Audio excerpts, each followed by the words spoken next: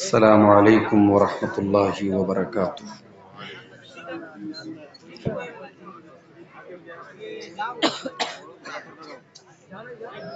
الحمد للہ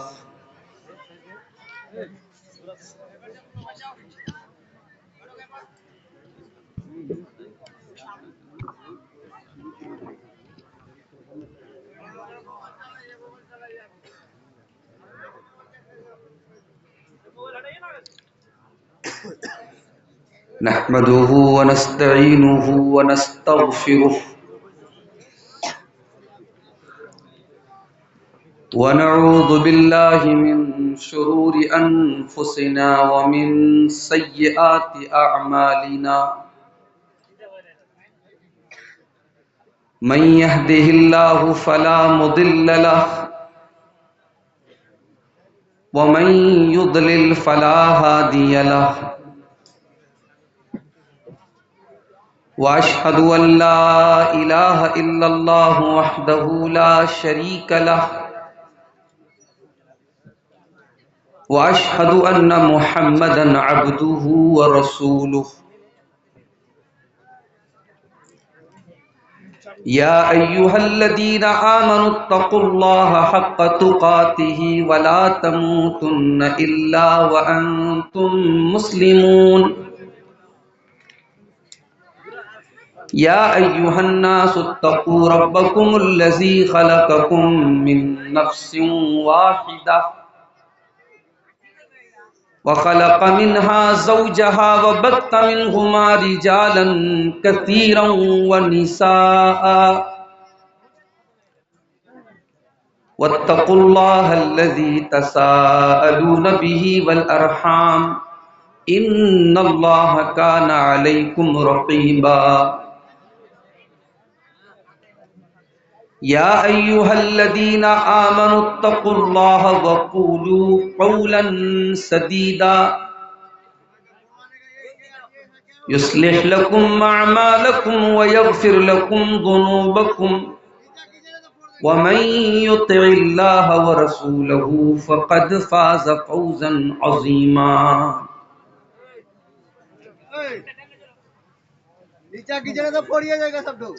हल्ला काहे करते हैं आप इतना? शांति से नहीं बोला जा सकता। आप लोग हल्ला क्यों कर रहे हैं? बिना मतलब का हल्ला। आप क्या हल्ला कर रहे हैं? आप लोग डिस्टर्ब मत करें, बनाए कर आप डिस्टर्ब ना करें। आप लोग शांति बनाए रखें।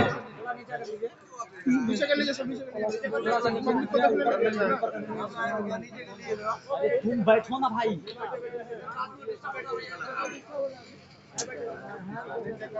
أما بعد فإن خير الحديث كتاب الله وخير الهدي هدي محمد صلى الله عليه وسلم وشر الأمور محدثاتها وكل محدثة بدعة وكل بدعة ضلالة وَكُلَّ ضَلَالَةٍ فِي النَّارِ أعوذ بالله من الشيطان الرجيم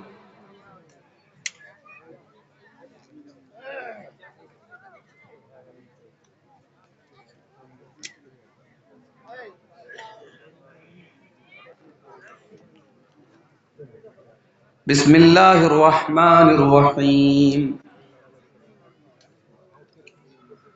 ظهر الفساد في البر والبحر بما كسبت أيدي الناس وقال تعالى في مقام آخر والفجر وليال عشر والشفع والوتر والليل إذا يسر هل في ذلك قسم لذي حجر ألم تر كيف فعل ربك بعاد إرم ذات العماد التي لم يخلق مثلها في البلاد وثمود الذين جابوا الصخر بالواد وفرعون ذي الأوتاد الذين طغوا في البلاد فأكثروا فيها الفساد فصب علیہم ربک صوت عذاب ان ربک لبالمرصاد۔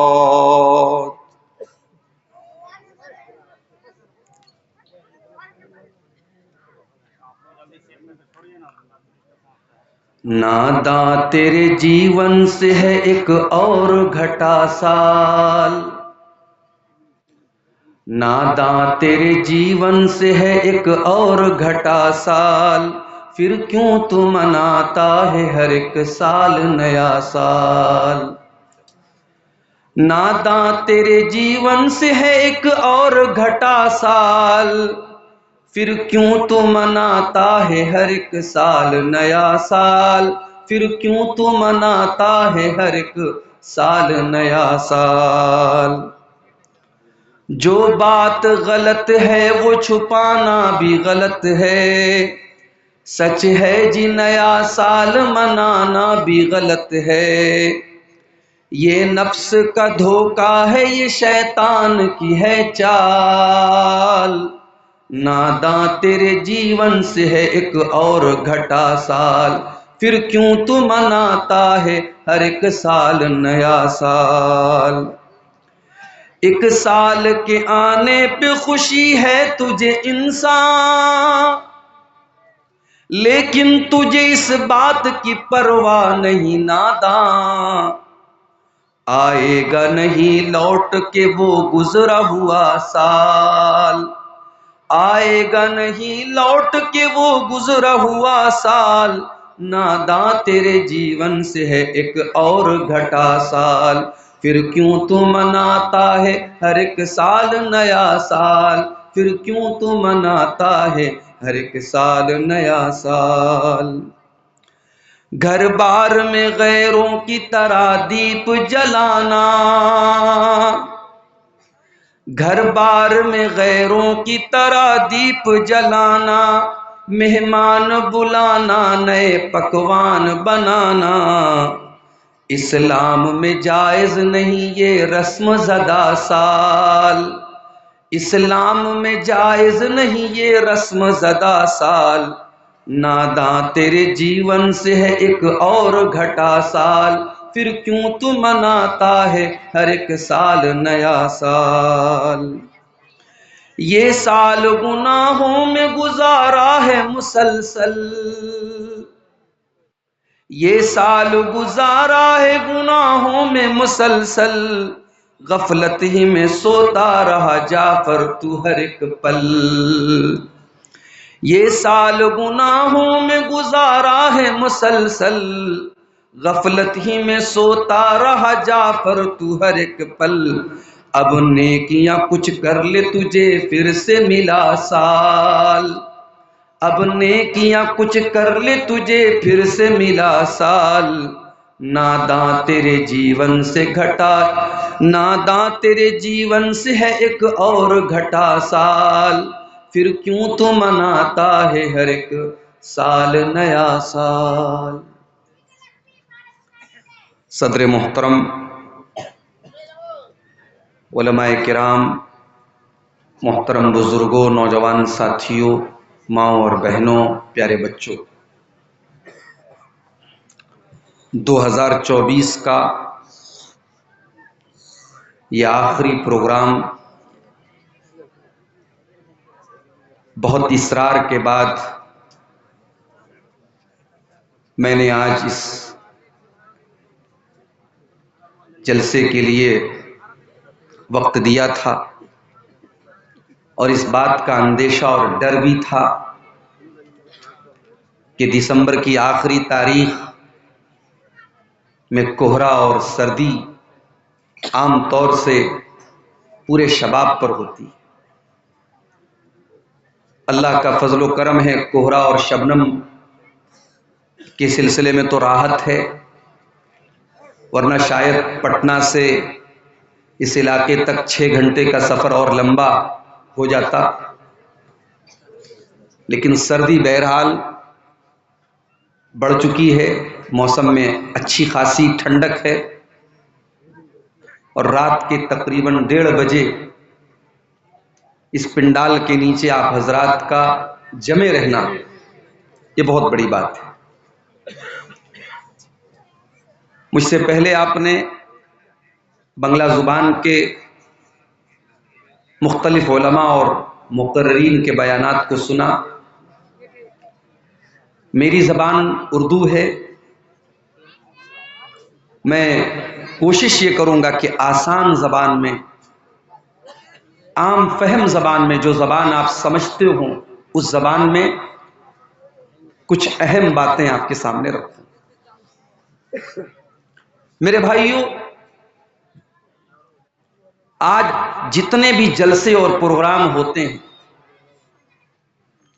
آپ دیکھتے ہوں گے اکثر پروگراموں کے اوپر، ان کے بینر کے اوپر، ان کے پوسٹر کے اوپر ایک لفظ لکھا ہوتا ہے اصلاح معاشرہ۔ معاشرے کو کیسے سدھارا جائے، سماج کو کیسے ٹھیک کیا جائے، یہ موضوع بتا رہا ہے، یہ عنوان بتا رہا ہے کہ سماج بہت بگڑا ہوا ہے۔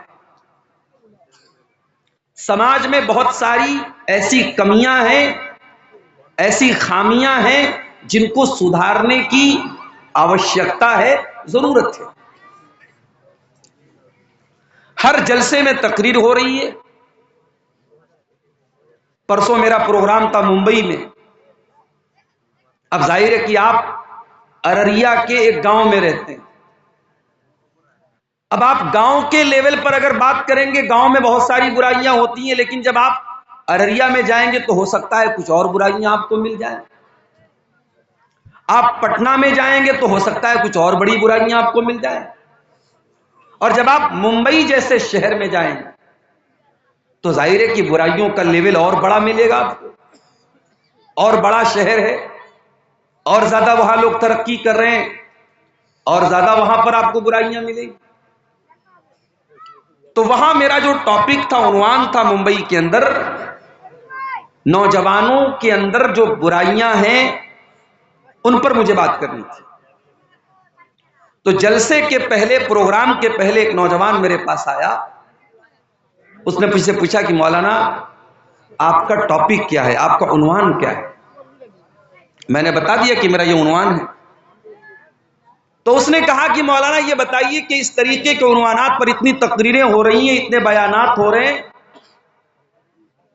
اس کا بینیفٹ کیا ہے، اس کا فائدہ کیا ہے؟ کیا سماج میں برائی میں کوئی کمی آ رہی ہے؟ سیمانچل کہ جس علاقے میں اس وقت میں موجود ہوں، ممبئی وغیرہ میں ہم لوگ جاتے ہیں، آدھا گھنٹہ 40 منٹ ٹائم ملتا ہے، اس میں بھی اگر 1-2 منٹ زیادہ ہوا پرچی آ جاتی ہے، شیخ صاحب وقت ختم ہو گیا، اور بھی علماء لائن میں بیٹھے ہوئے ہیں۔ اور آپ کے ہاں 2 گھنٹے 1.5 گھنٹے آرام سے تقریر ہوتی ہے، اس کے بعد بھی اگر مقرر تھک جائے اور اجازت مانگنے لگے تو پیچھے سے دھیرے سے کان میں کوئی آگے کہتا مولانا تھوڑا اور بولیے، بھی پبلک پیاسی ہے۔ یعنی ہم سننے کے عادی ہو چکے ہیں۔ تو اس نوجوان نے سوال کیا کہ مولانا بینیفٹ کیا ہے، فائدہ کیا ہے؟ کیا برائیوں میں کوئی کمی آ رہی ہے؟ کوئی کمی نہیں آ رہی ہے۔ ہر تقریر میں زنا کے اوپر بولا جا رہا ہے۔ 10 سال پہلے کے حالات آپ دیکھیے، 2014 کے، اور آج 2025 میں ہم داخل ہو چکے ہیں۔ 10 سال کے بعد کیا زنا کے واقعات میں کمی آ گئی؟ مجھے یاد ہے غالباً 2011 یا 12 میں دلی میں چلتی بس میں ایک لڑکی کا ریپ ہوا تھا۔ پورے دیش کی میڈیا میں بڑا بوال ہوا تھا، اس کو نربھیا کانڈ کے نام سے جانا جاتا ہے۔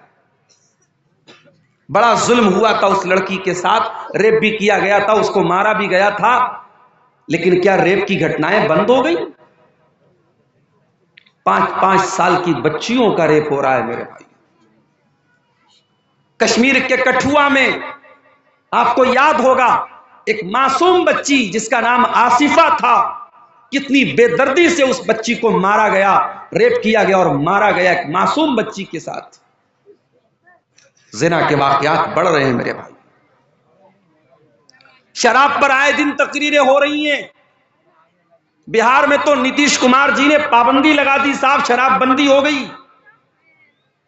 کبھی کبھی ایسا ہوتا ہے پٹنہ سے ارریہ، پٹنہ سے کشن گنج میں آ رہا ہوں، گاڑی اسپیڈ میں چل رہی ہے، راستے میں پولیس والے روک رہے ہیں. ڈرائیور سے پوچھا بھائی کیا بات ہے؟ بولے پولیس والے روک رہے ہیں. میں نے کہا کیا معاملہ ہے؟ کہتے دارو چیک کر رہے ہیں، شراب چیک کر رہے ہیں. شراب کے لیے چیکنگ ہو رہی ہے. لیکن کیا بہار میں شراب پینا لوگوں نے بند کر دیا؟ گراؤنڈ کی حقیقت یہ ہے کہ نیپال کے راستے اور بنگال کے راستے پہلے سے زیادہ شراب کی سپلائی ہو رہی ہے بہار میں. اور صرف شراب ہی نہیں، آپ حیرت کریں گے کہ آج ہمارا نوجوان کس کس چیز کا نشہ کر رہا ہے. سائیکل اور بائک کے ٹائر میں جو پنچر بنانے کے لیے جو سولوشن استعمال ہوتا ہے، جو مسالہ استعمال ہوتا ہے، اس مسالے کو نوجوان نشے کے طور پر استعمال کرتا ہے.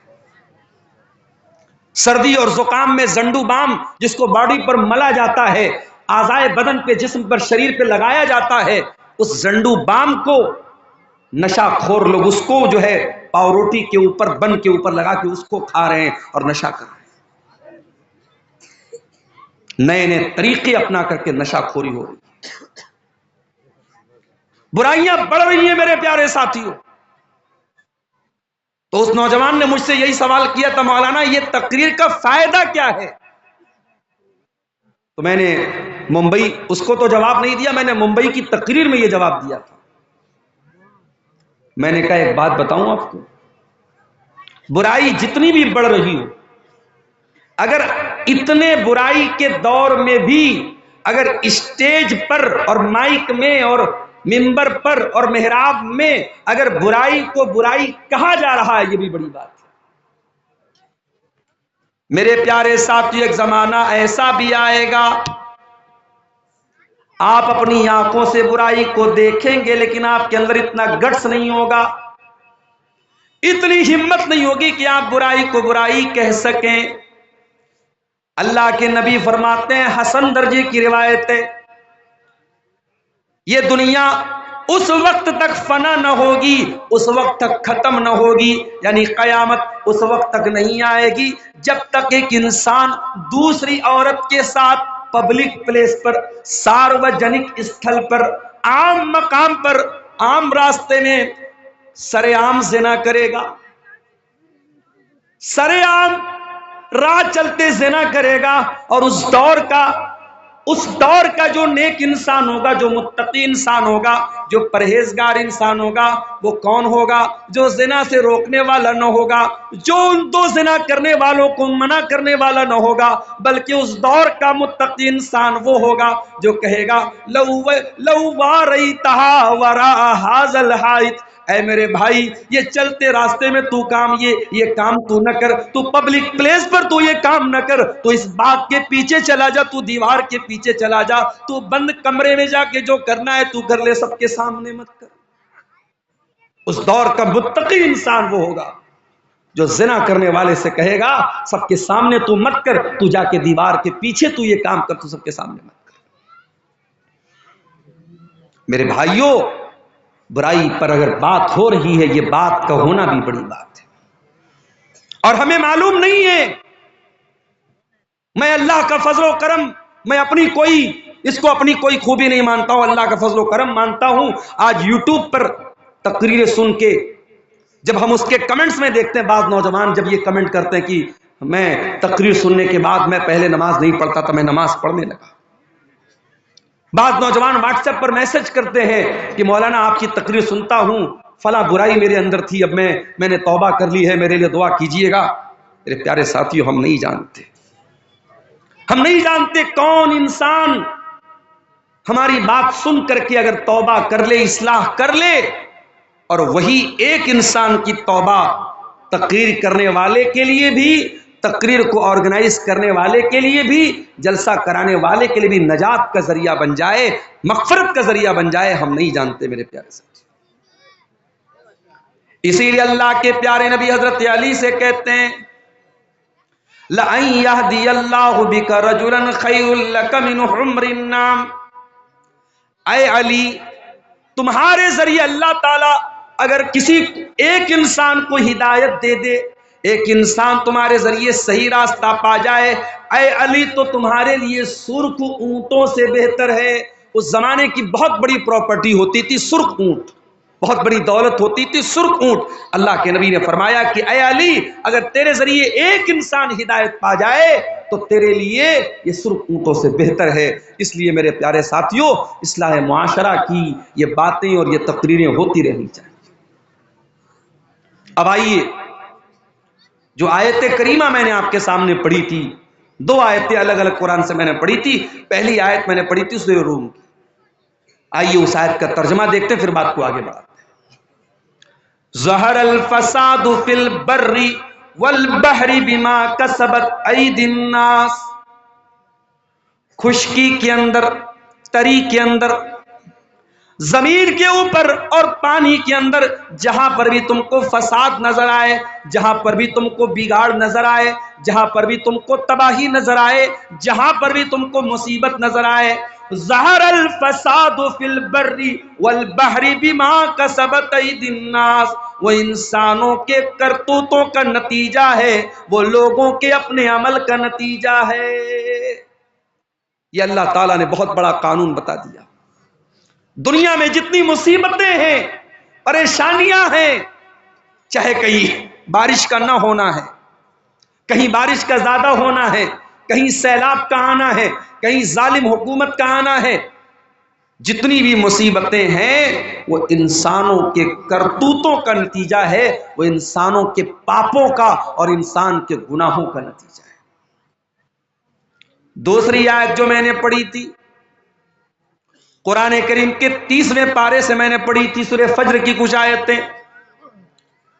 والفجر، قسم ہے فجر کی، وہی فجر کی نماز اور وہی فجر کا وقت جب مؤذن اذان کی آواز میں کہتا ہے الصلاۃ خیر من النوم، مؤذن بیچارہ مائک پر کھڑے ہو کر کے چلا چلا کے کہتا ہے کہ نماز نیند سے بہتر ہے، اور ہم آرام سے اپنے کمبلوں کو اوڑھ کر کے، اپنے رضائیوں کو اوڑھ کر کے، اپنے لحاف کو اوڑھ کر کے سوئے رہتے ہیں، اور ہم مؤذن کی اذان کے جواب میں گویا یہ کہتے ہیں کہ اے مؤذن تیرے لیے نماز نیند سے بہتر ہوگی، میرے لیے تو نیند بہتر ہے، میں اپنے آرام کو چھوڑ کر کے نماز پڑھنے نہیں آؤں گا۔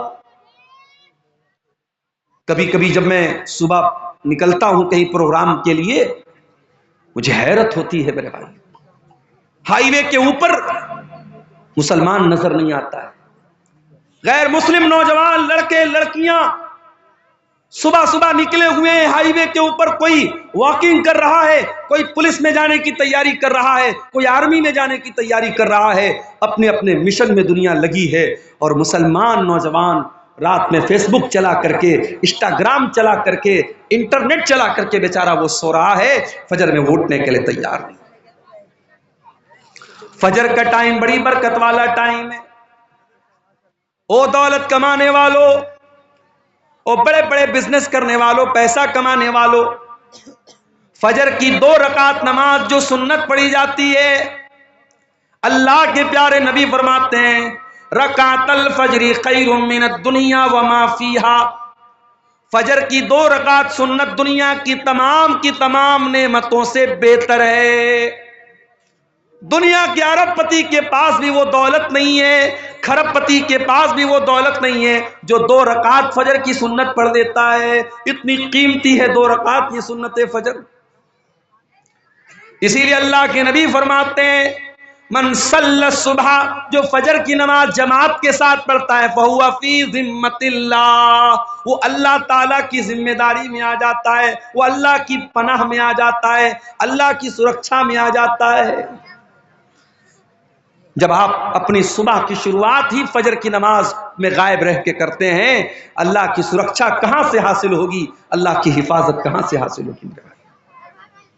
والفجر، قسم ہے فجر کے وقت کی، اللہ کے پیارے نبی جب کسی لشکر کو بھیجتے تھے تو فجر کے ٹائم بھیجتے تھے، اور آپ دعا کرتے تھے اللہم بارک لامتی فی بکورہا، اے اللہ تو میری امت کے صبح کے ٹائم میں برکت عطا فرما۔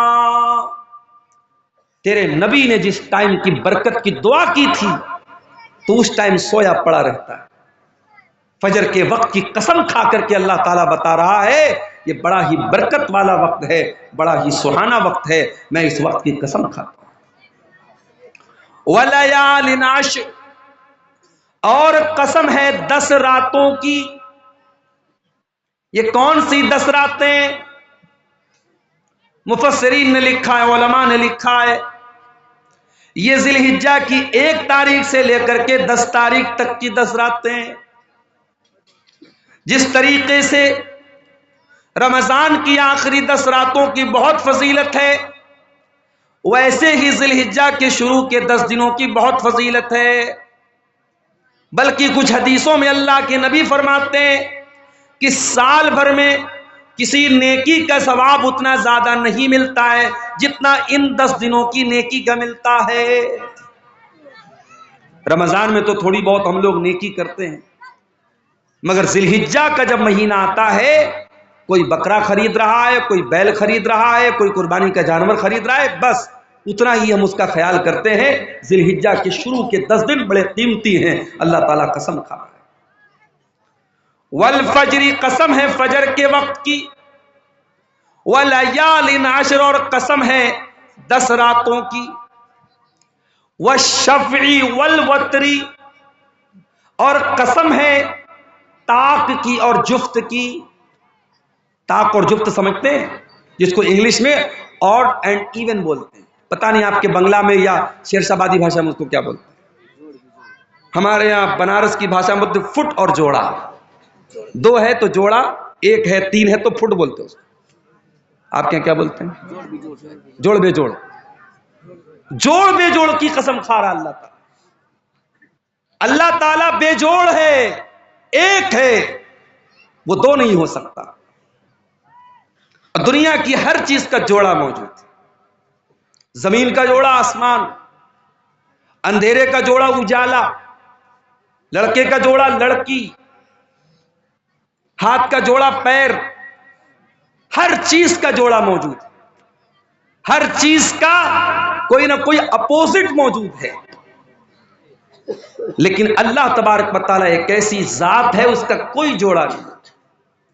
والشفع والوتر، قسم ہے جوڑ کی اور بے جوڑ کی، طاق کی اور جفت کی۔ واللیل اذا یسر، اور قسم ہے رات کی، جب رات اپنا سفر طے کرنے لگتی ہے، رات گزرنے لگتی ہے۔ آج کی رات بھی گزر رہی ہے۔ میں آپ کے علاقے میں ابھی آ رہا تھا، میری اہلیہ کا فون آیا، بات ہونے لگی، پوچھ رہی تھی پہنچے نہیں پہنچے۔ اچانک جیسے 12 بجا گھڑی میں تیز تیز پٹاخے کی آواز آنے لگی۔ میری اہلیہ کہنے لگی لگ رہا ہے کوئی بارات وارات آئی ہے، کوئی معاملہ ہے۔ میں نے کہا بارات نہیں آئی ہے، 31 دسمبر کی رات ہے۔ ساری دنیا میں جشن منایا جا رہا ہے، نئے سال کا استقبال ہو رہا ہے۔ کیسے؟ شراب پی کر کے، آتش بازی کر کے، زنا کر کے، ننگی عورتوں کو نچا کر کے، ہوٹلوں میں عیاشی کر کے، یہ نیا سال کا جشن منایا جا رہا ہے۔ اور یہ نیا سال کا جشن صرف عیسائی نہیں منا رہا ہے، صرف کرسچن نہیں منا رہا ہے، صرف انگریز نہیں منا رہا ہے، یہ لا الہ الا اللہ اور محمد رسول اللہ پڑھنے والا بھی منا رہا ہے۔ ارے نادان، تیری زندگی کی دیوار سے ایک اور اینٹ گر گئی۔ تو 2024 میں 24 سال کا تھا، 2025 آیا تو 25 سال کا ہو گیا، تو اپنی موت سے ایک قدم اور قریب ہو گیا۔ تیری زندگی کی کتاب سے ایک پیج اور پھاڑ لیا گیا، تیری زندگی کی دیوار سے ایک اور اینٹ چھین لی گئی، اور تو سیلیبریٹ کر رہا ہے، تو شبھ کامنائیں دے رہا ہے، تو میسیجز کر رہا ہے۔ نئے سال کی رات میں میسج کام نہیں کرتا، آپ کو یاد ہوگا کمپنیوں کا میسج آ جاتا ہے کہ بھئی آج کی رات میسج کام نہیں کر رہا ہے۔ اتنا زیادہ لوگ SMS بھیج رہے ہیں، انٹرنیٹ کام کرنا بند کر دیتا ہے کبھی کبھی، اتنا رش ہو جاتا ہے انٹرنیٹ کے اوپر۔ واللیل اذا یسر، قسم ہے راتوں کی، رات اپنا سفر طے کر رہی ہے. یہی رات ہے کوئی ہوٹل میں ناچ رہا ہے اور آپ بگلا ڈانگی کے جلسے میں اس پنڈال کے نیچے بیٹھ کر کے اللہ اور اس کے رسول کی باتوں کو سن رہے ہیں. کوئی اللہ کا بندہ ایسا بھی ہوگا جو رات کے اس سناٹے میں بیٹھ کر کے اللہ کی بارگاہ میں دعائیں کر رہا ہوگا. کوئی اللہ کا بندہ ایسا بھی ہوگا جو تہجد کی نماز پڑھ رہا ہوگا. کوئی اللہ کا بندہ ایسا بھی ہوگا جو اپنے گناہوں پر شرمندہ ہو کر کے اللہ سے معافی مانگ رہا ہوگا، اللہ سے توبہ کر رہا ہوگا، اپنے گناہوں پر رو رہا ہوگا. واللیل اذا یسر، قسم ہے رات کی جب وہ اپنا سفر طے کرتی ہے. رات چلتی رہتی ہے، رات چل رہی ہے اور رات میں لوگ اپنا اپنا کام کر رہے ہیں. حل فی ذالک قسم لذی حجر، اے میرے بندو میں فجر کی قسم کھا رہا ہوں، میں 10 راتوں کی قسم کھا رہا ہوں، میں طاق اور جفت کی قسم کھا رہا ہوں، میں مختلف چیزوں کی قسم کھا رہا ہوں. حل فی ذالک قسم لذی حجر، کیا کسی عقل مند کو اس قسم کے اندر کوئی اہمیت نظر آتی ہے؟ کیا یہ قسم عقل مندوں کو دعوت فکر دے رہی ہے؟ کیا عقل مند لوگ غور کر رہے ہیں کہ اللہ قسم کیوں کھا رہا ہے؟ الم تر کیف فعل ربک بعاد، کیا تم نے نہیں دیکھا کہ اللہ تعالیٰ نے قوم عاد کے ساتھ کیا کیا؟ یہ قوم عاد کون سی قوم تھی؟ یہ لمبے تڑنگے لوگ ہوتے تھے، اونچی اونچی ہائٹ ہوتی تھی ان کی، پہاڑوں کو اور اپنا گھر بناتے تھے، اور بڑی طاقتور قوم تھی یہ. مارے طاقت کے کہا کرتے تھے من اشد منا قوہ، ہم سے زیادہ طاقتور کون ہے، ہم سے زیادہ شکتی شالی کون ہے، ہم سے زیادہ سپر پاور کون ہے؟ اللہ کہہ رہا ہے تم نے دیکھا نہیں ہم نے قوم عاد کے ساتھ کیا کیا؟ ارم ذات العماد، یہ بڑے بڑے لمبے پلر والے مکان بناتے تھے.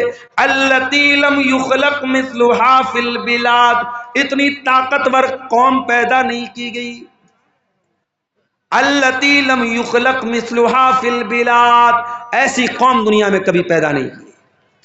وثمود الذین جابوا الصخر بالواد، کیا تم نے نہیں دیکھا کہ ہم نے قوم سمود کے ساتھ کیا کیا؟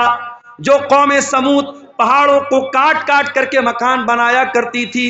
وفرعون ذی الاوتاد، اور کیا تم نے نہیں دیکھا کہ فرعون کا کیا انجام ہوا؟ جو نہ ماننے والوں کو، جو فرعون کے آگے سجدہ نہیں کرتے تھے، جو فرعون کی بات نہیں مانتے تھے، ان کے ہاتھوں اور پیروں میں کیلے ٹھکوا کر کے ان کی جان لے لیتا تھا، ان کو مار ڈالتا تھا. یہ بڑی بڑی ظالم قومیں تھی، قوم عاد، قوم سمود اور فرعون. اللہ نے فرمایا الذین طغوا فی البلاد، یہ وہ لوگ تھے جنہوں نے اللہ کی دھرتی پر بہت فساد کیا، بہت گناہ کے کام کیے، بہت پاپ کیے، بہت اللہ کی نافرمانی کی. فَأَكْثَرُوا فِيهَا الْفَسَادَ، انہوں نے بہت زیادہ زمین کے اندر فساد مچایا. فَصَبَّ عَلَيْهِمْ رَبُّكَ سَوْطَ عَذَابٍ، اللہ نے ان کے اوپر اپنے عذاب کا کوڑا برسا دیا. آج اللہ کے عذاب کا کوڑا ہم پر برس رہا ہے.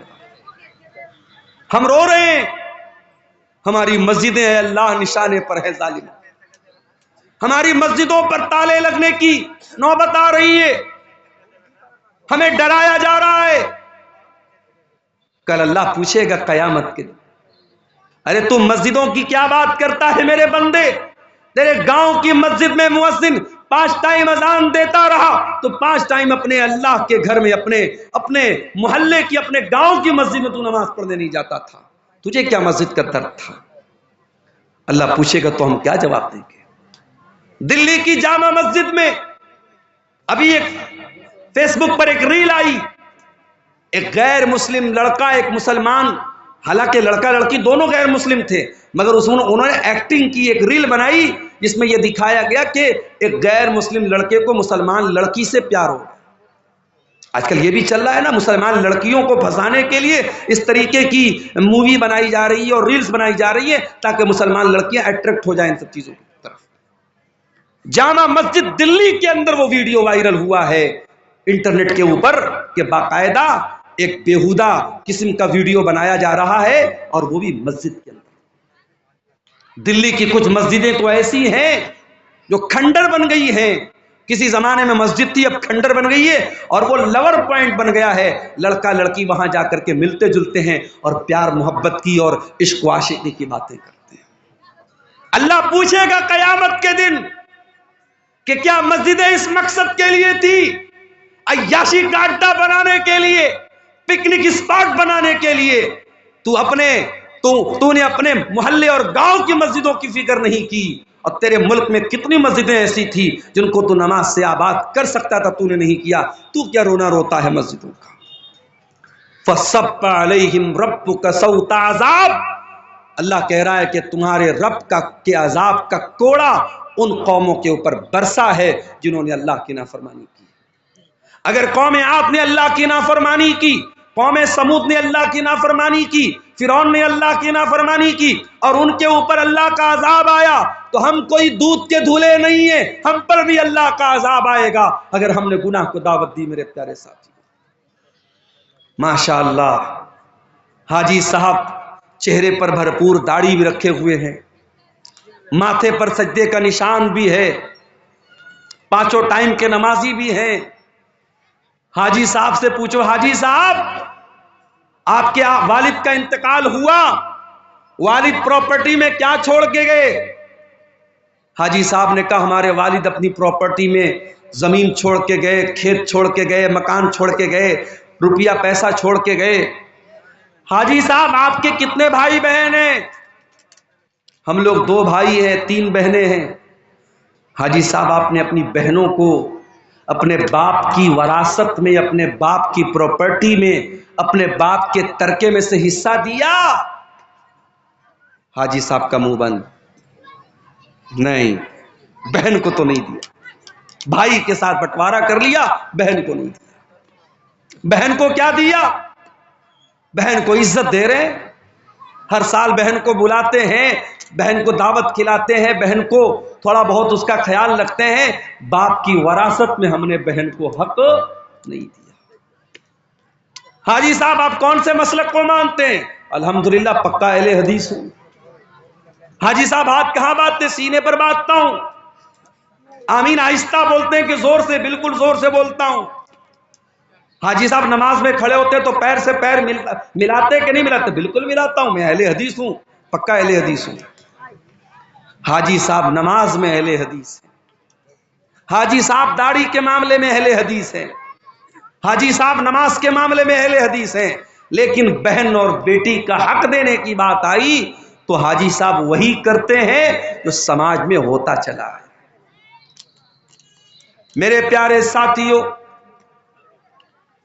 اللہ تعالیٰ نے باقاعدہ ایک سسٹم بنایا ہے کہ کسی کے مرنے کے بعد اس کی پراپرٹی میں، اس کی زمین میں، اس کی جائیداد میں کون کون وارث ہوگا، اور شریعت نے باقاعدہ اس کا قانون بنایا ہے جس کو اسلام کا نظام میراث کہتے ہیں، اسلام کا قانون وراثت کہتے ہیں۔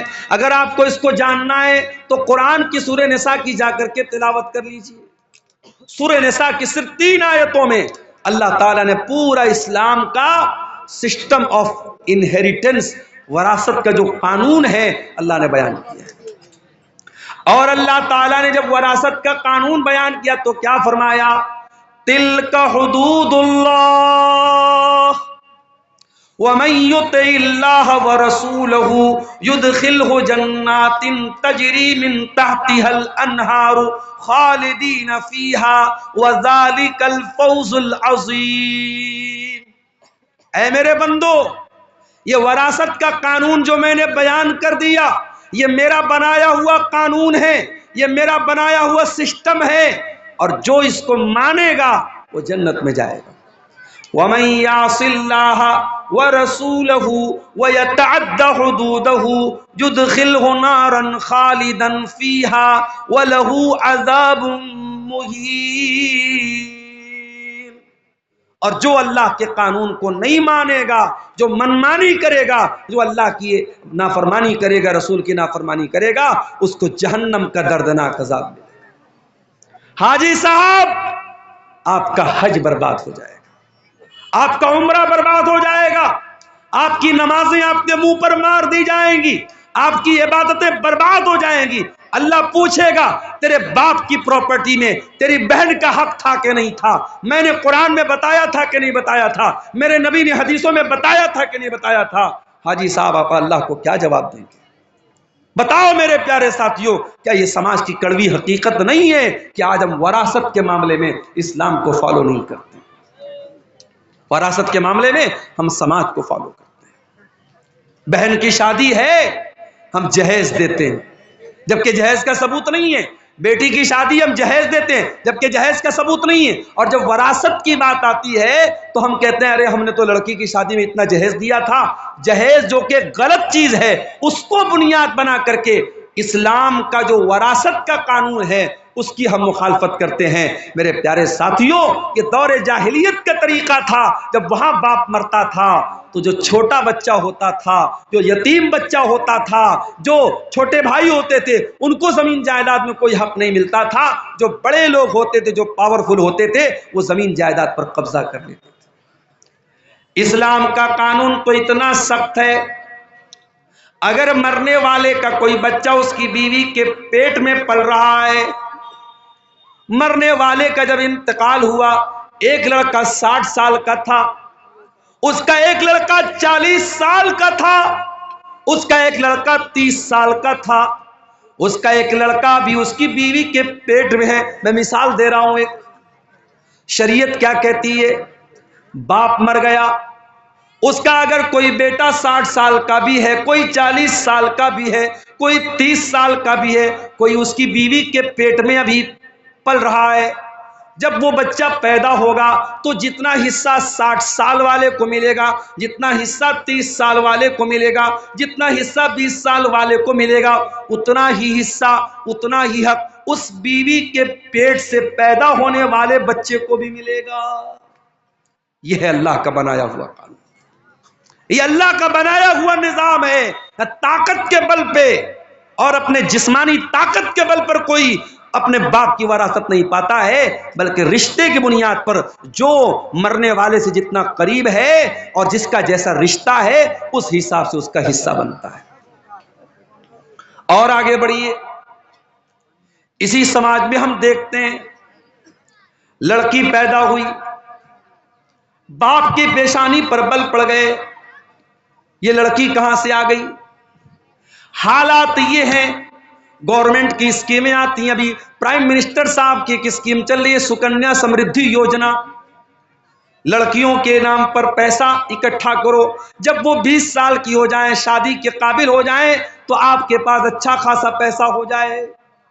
یعنی کہیں نہ کہیں سماج میں یہ سوچ موجود ہے کہ لڑکی آئی ہے تو ایک بوجھ بن کے آئی ہے، بیٹی پیدا ہوئی تو ماں باپ کے ماتھے پر بل پڑ گئے، یہ مصیبت کہاں سے آ گئی؟ کل جب یہ لڑکی جوان ہوگی ہمیں اس کی شادی کرنا پڑے گا، اس کے جہیز کا انتظام کرنا پڑے گا۔ اس جہیز کی رسم نے کتنی بچیوں کی میرے پیارے ساتھیوں جان لے لی۔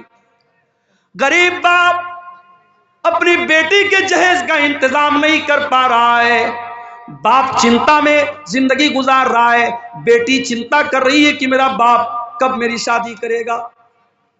بیٹے تو کبھی کبھی کھل کے بول دیتے ہیں باپ سے میری شادی کرائیے، بیٹا کچھ کرے یا نہ کرے، کمائے یا نہ کمائے، شادی کے قابل ہو گیا تو باپ کو جا کے سنا دے گا میری شادی کیوں نہیں کرا۔ بیٹی تو نہیں سناتی نا، بیٹی تو شرماتی ہے۔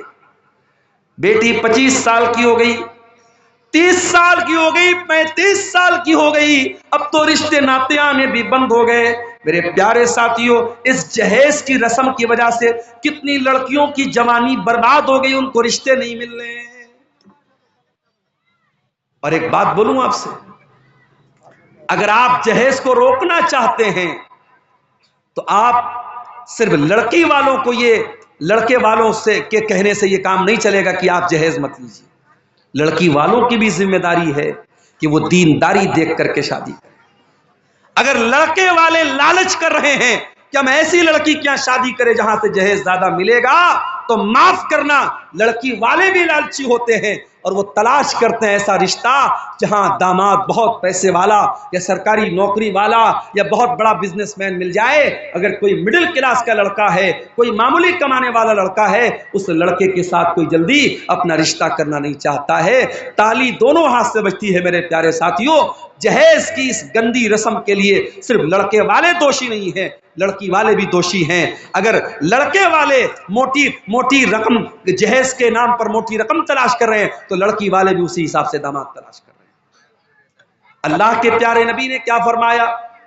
اذا خطب الیکم ممن ترضون دینہ وخلقہ، جب تمہاری لڑکیوں کے لیے ایسا رشتہ آ جائے، لڑکا دیندار ہے، لڑکا بااخلاق ہے، فزوجوہ، تو تم اپنی لڑکی کی شادی اس سے کر دو۔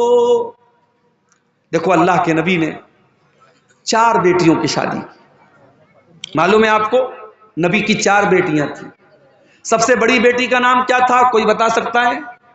ادھر سے کوئی بتائے نبی کی بڑی بیٹی کا نام؟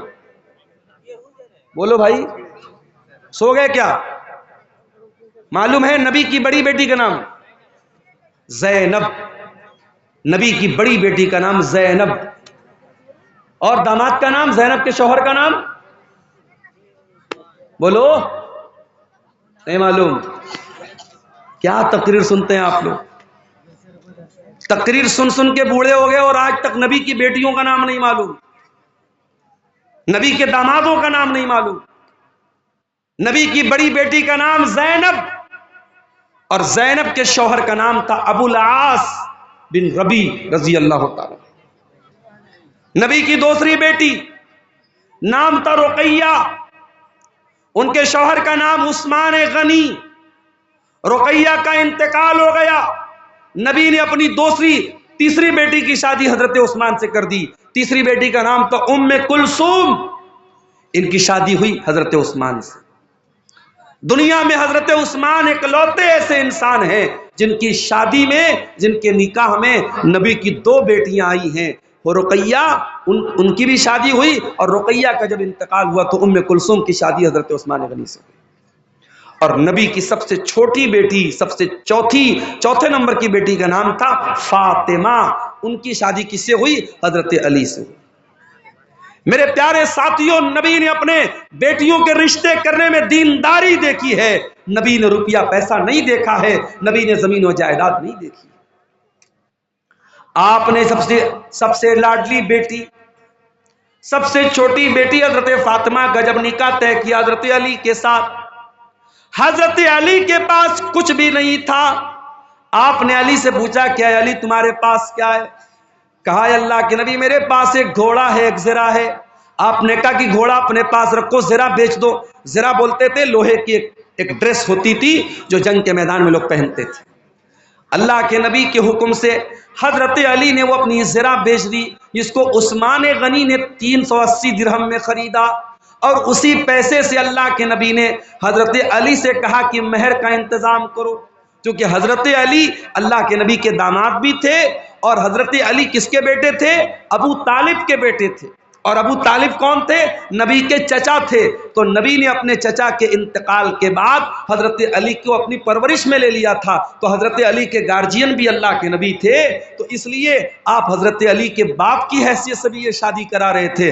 آپ نے حضرت علی سے کہا تو مہر کا انتظام کرو، اور اس کے بعد چونکہ نئی گرستی تھی، نیا گھر بنانا تھا، حضرت علی کے پاس کچھ نہیں تھا، تو اللہ کے نبی نے حضرت علی ہی کے پیسے سے ایک تکیہ خریدا، ایک چادر خریدا، اور ایک پانی کا برتن مشکیزہ، ایسی ضرورت کی 4-5 چیزیں خریدی ہیں۔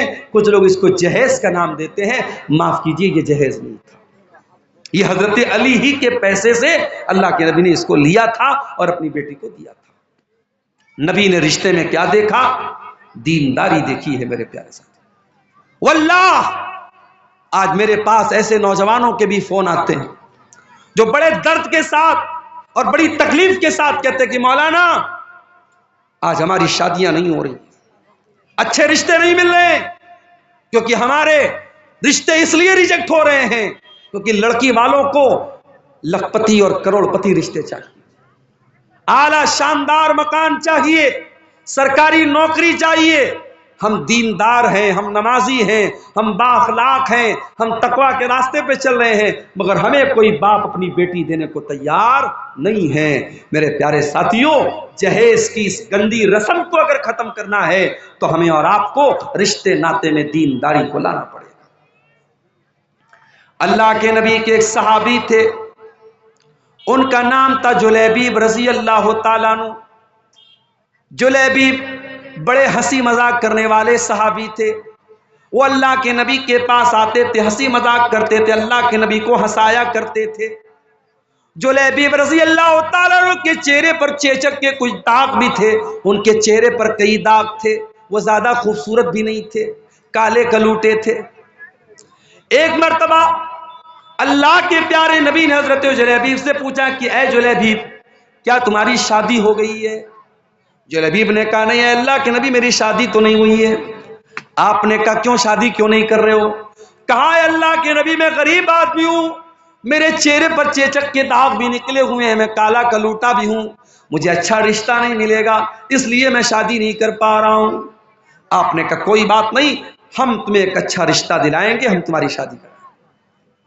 کچھ دنوں کے بعد اللہ کے نبی کے پاس ایک انصاری صحابی آتے ہیں، اے اللہ کے نبی میری بہت خوبصورت ایک بیٹی ہے، میں اپنی بیٹی کے لیے ایک اچھا رشتہ تلاش کر رہا ہوں، میری بیٹی بہت نیک ہے، دیندار ہے، پانچوں ٹائم کی نمازی ہے، متقی اور پرہیزگار ہے میری بیٹی، اے اللہ کے نبی میں اپنی بیٹی کا نکاح کرنا چاہتا ہوں، اگر کوئی اچھا رشتہ ہو تو بتا دیں۔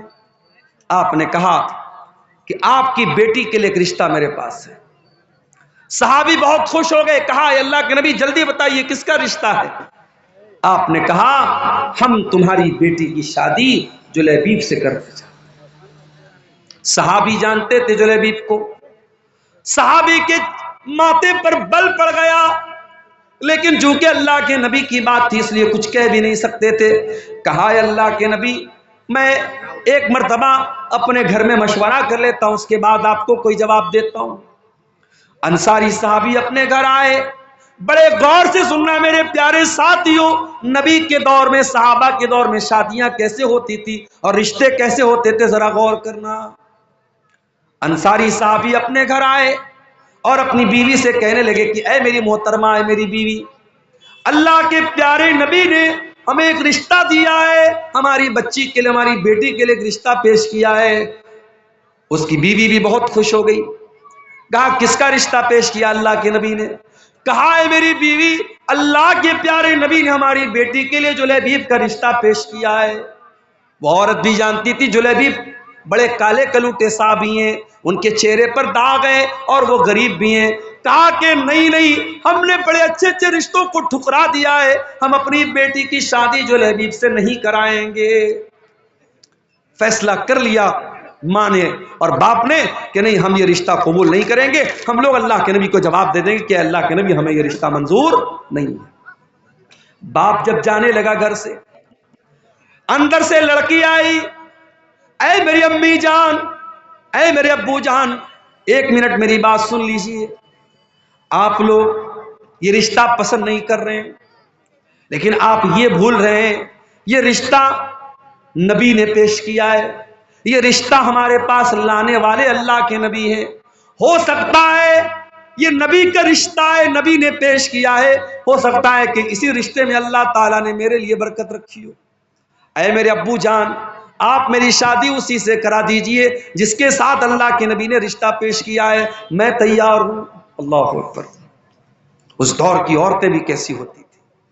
آج تو کتنے نوجوانوں کا رشتہ جب فوٹو جاتا ہے لڑکی کے پاس اور لڑکی دیکھتی ہے داڑھی والا ہے، نہیں یہ نہیں چلے گا، میں اس ملا سے شادی نہیں کروں گی، میں اس داڑھی بابا سے شادی نہیں کروں گی۔ کتنی لڑکیاں ہیں جو ضد کر کے اپنے شوہر کی داڑھی کو چھوٹا کروا دیتی ہیں، کتنی عورتیں ہیں جن کے نخروں کی وجہ سے شوہر حرام کام کر لیتا ہے۔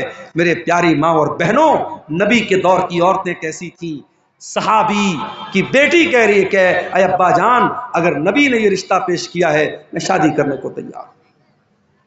صحابی اللہ کے نبی کے پاس آتے ہیں اور پوری بات بتا دیتے ہیں، اے اللہ کے نبی، مجھے اور میری بیوی کو تو یہ رشتہ پسند نہیں آیا تھا اور ہم تو نہ کرنے والے تھے، مگر میری بیٹی نے کہا کہ اگر یہ رشتہ اللہ کے نبی نے پیش کیا ہے تو مجھے یہ رشتہ منظور ہے اور میری بیٹی شادی کرنے کو تیار ہے۔ اے اللہ کے نبی، میں تیار ہوں آپ شادی کے لیے، آپ شادی کی تیاری کیجئے۔ جب نبی نے سنا کہ لڑکی اتنی دیندار ہے اور اتنی اللہ اور اس کے رسول کی بات ماننے والی ہے، آپ نے دعا کی، اللہم بارک لہا فی عیشہا ولا تجعل عیشہا کدن کدا۔ اے اللہ، اس لڑکی کی زندگی میں تو برکتیں عطا فرما دے، اس لڑکی کی زندگی میں کبھی پریشانی نہ آئے۔ کچھ دنوں کے بعد شادی ہوئی اور وہ لڑکی اپنے شوہر کے ساتھ، حضرت جلیبیب کے ساتھ ہنسی خوشی زندگی گزارنے لگی۔ کچھ دنوں کے بعد اللہ کے نبی صحابہ کے ساتھ ایک جنگ میں جاتے ہیں، اس جنگ میں جلیبیب بھی جاتے ہیں، اور جنگ کے بعد جب شہیدوں کی لاشوں کو رکھا جاتا ہے، حضرت جلیبیب رضی اللہ تعالیٰ عنہ میدان جنگ میں ان کی لاش نہیں ملتی ہے۔ اللہ کے نبی اپنے صحابہ سے کہتے ہیں ذرا تلاش کرو، کہیں نہ کہیں جلیبیب کی لاش بھی ملے گی۔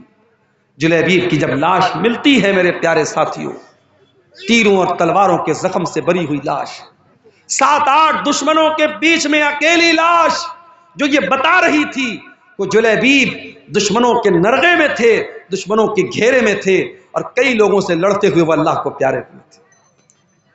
اللہ کے نبی نے دیکھا جلیبیب کو، آپ نے کہا یہ میرا نوجوان صحابی ہے، اس نے اللہ کی راہ میں لڑتے لڑتے جان دے دی ہے۔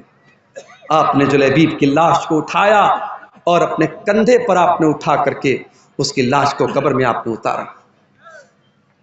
دنیا کے جنازے کے لیے چارپائی آتی ہے، دنیا کے جنازے کو لوگ اپنے کندھوں پہ لے کے جاتے ہیں، اور جلیبیب کی لاش کو اللہ کے نبی اپنے کندھے پہ لے کے جا رہے ہیں، اور آپ نے اپنے ہاتھوں سے قبر میں اتارا اور آپ نے دعا کی، اے اللہ میں اس بندے سے راضی تھا اور تو بھی اس سے راضی ہو جا۔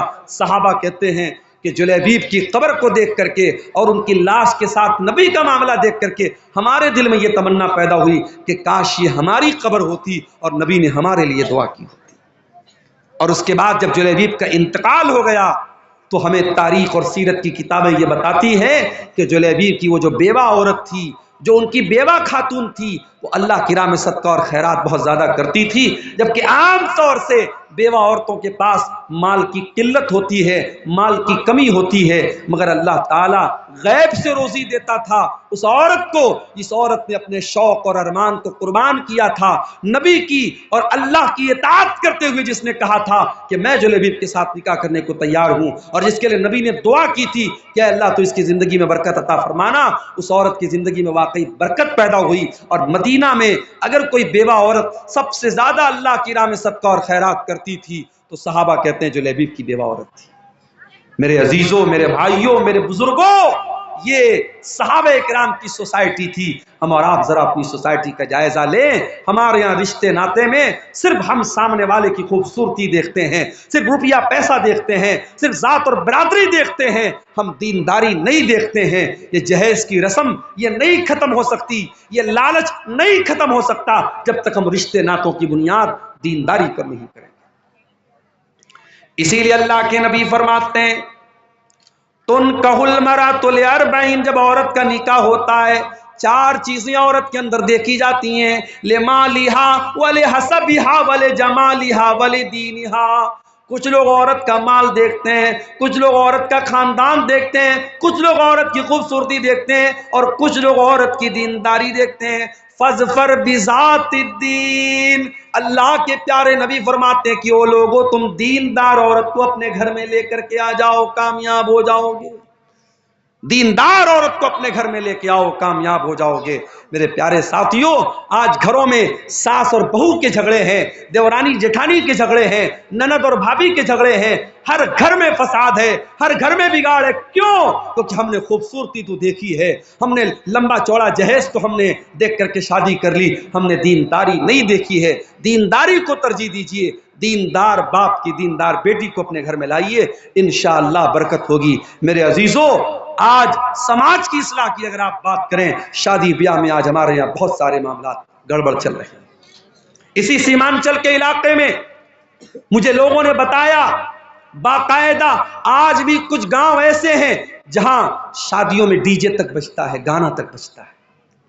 اور اسی ہندوستان کی سرزمین پر مختلف علاقوں کا دورہ کرتے ہوئے میں نے محسوس کیا ہے کہ ہم مسلمانوں میں شادی بیاہ کو لے کر کے بہت بری بری رسمیں۔ ابھی ممبئی میں پرسوں میں گیا تھا، جہاں علماء کو ٹھہرنے کا انتظام کیا گیا تھا، ایک میرج ہال تھا، ایک شادی ہال تھا، اوپر علماء کے رہنے کا انتظام کیا گیا تھا، نیچے کوئی شادی ہوئی تھی، مسلمان کی شادی تھی، اور سامنے جہیز، سامنے جو منڈپ لگا ہوا تھا، منڈپ میں دلہن جو ہے سج کر کے، سنور کر کے، اور لہنگا وغیرہ پہن کر کے اور میک اپ وغیرہ کر کے بیٹھی ہوئی تھی، اور رشتہ دار سب آ رہے ہیں، مرد بھی آ رہے ہیں، عورتیں بھی آ رہی ہیں، اور سب اس کو دیکھ رہے ہیں۔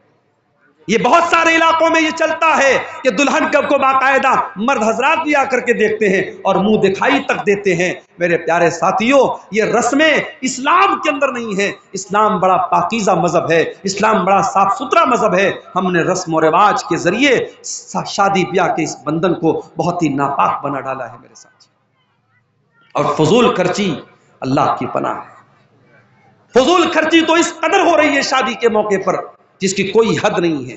کوئی بارات پر پیسے لٹا رہا ہے، کوئی اپنی بیٹی کو سونے سے تول رہا ہے، کوئی باراتیوں پر نوٹوں کی گڈیاں برسا رہا ہے، کوئی آتش بازی پر پانی کی طرح پیسے خرچ کر رہا ہے۔ وہ امت جس کے بچے آج بھوکے پیاسے تڑپ رہے ہیں، جس کے غریب بچے آج پیسے کی کمی کی وجہ سے اپنی پڑھائی پوری نہیں کر پا رہے ہیں، جس امت کی کتنی غریب لڑکیاں شادی کا انتظام نہ ہونے کی وجہ سے شادی نہیں کر پا رہی ہیں، اس امت میں پیسے والے لوگ اپنی لڑکے اور لڑکیوں کی شادی پر بے تحاشا پیسے خرچ کرتے ہیں۔ میرے پیارے ساتھیوں، یہ مال اللہ کی امانت ہے، اللہ پوچھے گا یہ مال ہم نے تم کو دیا تھا، میں نے تم کو اس لیے دیا تھا تاکہ تم صحیح راستے پر خرچ کرو، تم نے اپنے مال کو فضول خرچی میں اور ناجائز جگہوں پر کیوں خرچ کیا؟ میرے پیارے ساتھیوں، ہمیں اس کا جواب دینا پڑے گا۔ اور آگے بڑھیے، سماج کی اگر اصلاح کرنا ہے، سماج کو اگر سدھارنا ہے، اپنے عقیدے کی اصلاح کرنا بھی بہت ضروری ہے میرے پیارے ساتھیوں۔